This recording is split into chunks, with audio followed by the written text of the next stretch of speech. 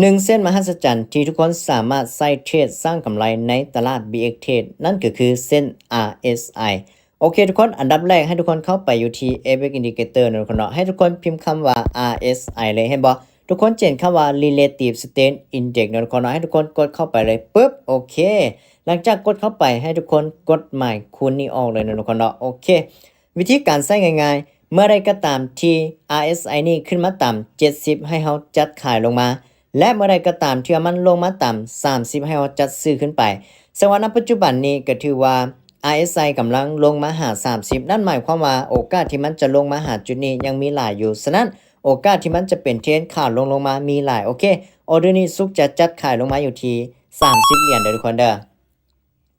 ย้อนอย่างออเดอร์นี้ซุกจึงว่าจัดขายลงมาคือซุกได้ว่าไปว่า1มาตลาดณตอนนี้ทุกคนจะสังเกตเห็นเลยว่ามันกำลังเป็นเทรนขาลง2มาก็คือแทงนี้มันจงใส่ไว้ก็คือจงทรงวัวไว้เพื่อจะมาเก็บใส่ของมัน3มาก็คืออินดิเคเตอร์ก็คือ RSI นี่ทุกคนมันกำลังเห็นบ่ขนาดลงมาเพื่อมาหาเส้น30ฉะนั้นออเดอร์นี้โอกาสที่ว่ามันจะวินนี่มีสูงเลยสุกก็เลยจัดขายลงมาตามเทคนิค RSI แบบง่ายๆเลยทุกคนเนาะเดี๋ยวมาลุ้นน้ำกันทุกคน1โอเคทุกคนวินมาอยู่ที่